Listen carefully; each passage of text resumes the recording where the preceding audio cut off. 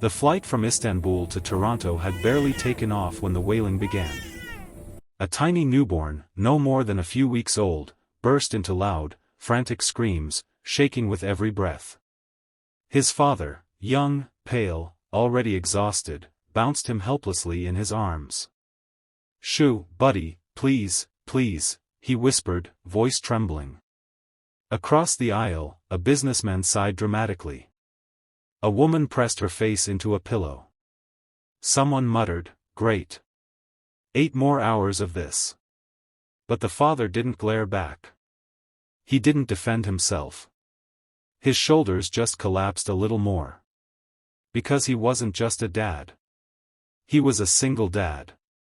And this was his first flight alone with his newborn son. His name was Daniel. 29. Recently widowed. His wife had died during childbirth. Complex grief. Sleepless nights. Fear that he wasn't enough. They all lived in his eyes. He rocked the baby, Ethan, again and again. But the baby only cried louder, face red, tiny fists clenched as if the world was hurting him.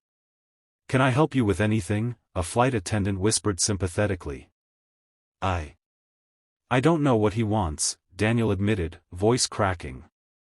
"He hasn't stopped crying since takeoff. I think I'm failing already."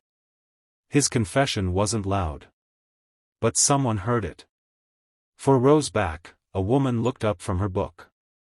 Her name was Maya, a single mother of a 4-year-old girl who was now staying with her grandparents. She knew exhaustion. She knew loneliness. She knew the terrifying fear that every decision you made might shape or break your child. She unbuckled her seatbelt. Passengers rolled their eyes. Some whispered, "What is she doing?" Maya ignored them. She walked slowly down the aisle, stopped beside the trembling man, and gently placed her hand on his arm. "Hi," she said softly. "I'm a mother too. Anne. I think I might know what he needs." Daniel turned helpless eyes toward her. You do?" She nodded and stretched out her arms. "May I hold him?" The whispers behind them grew louder. "She can't just take someone's baby. What kind of mother gives her kid to a stranger? This is ridiculous." But Daniel.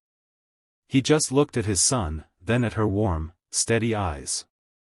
And with shaking hands, he passed Ethan into her arms.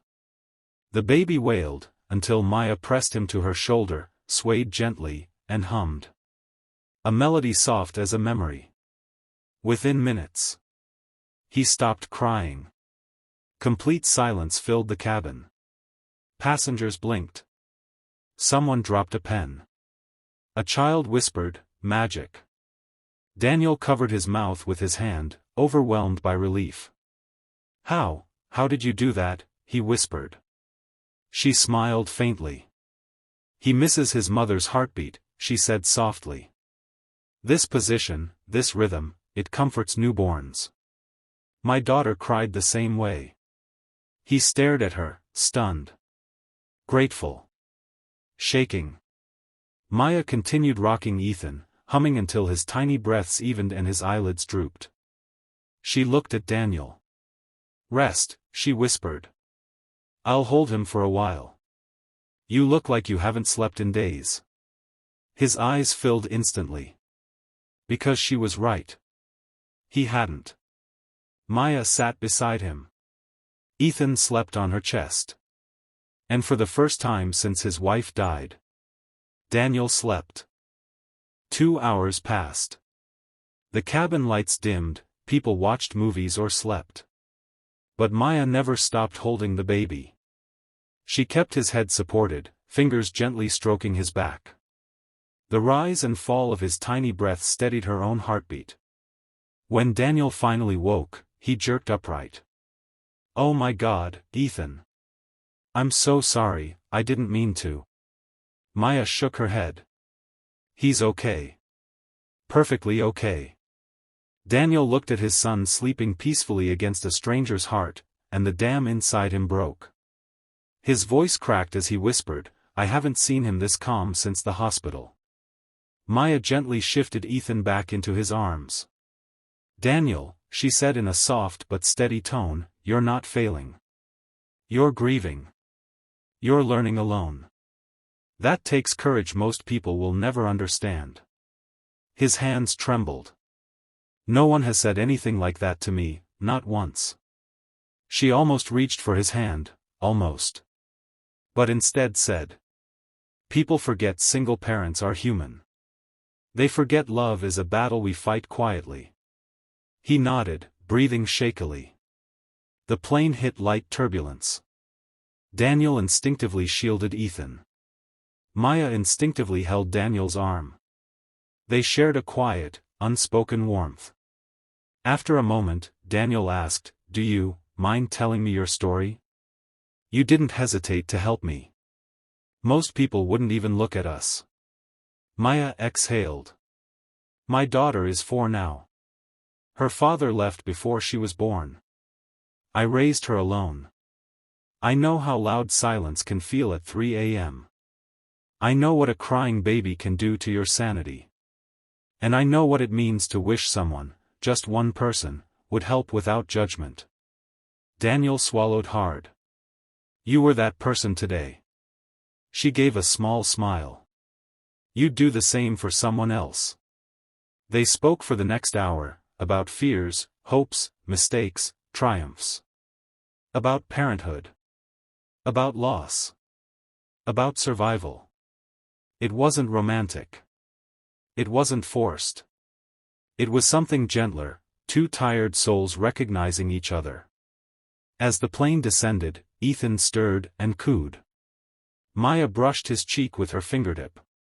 He has her eyes, she said softly. Daniel froze. No one's ever said that, he whispered. She looked at him with deep sincerity. You're doing this, Daniel. You're giving him love. That's enough. The plane landed. Passengers stood, grabbing bags, stretching. But many glanced at Daniel and Maya, not with irritation now, but with unexpected tenderness. A businessman from earlier murmured, "Ma'am, you saved this flight." An elderly woman patted Maya's shoulder. You have a gift, dear. Maya shook her head humbly. No. I just remember what it feels like to be alone. At the gate, Daniel hesitated. Can I, thank you somehow? Coffee? A message? Anything? Maya smiled, warm, kind, but bittersweet. You don't owe me anything. Just be a good father. That's the real thank you. She turned to leave. But then she paused. Turned back. And said gently. Still, if fate wants us to meet again, it will. She walked away through the crowd. Daniel held Ethan tight, whispering into his soft hair. Son, today we met an angel.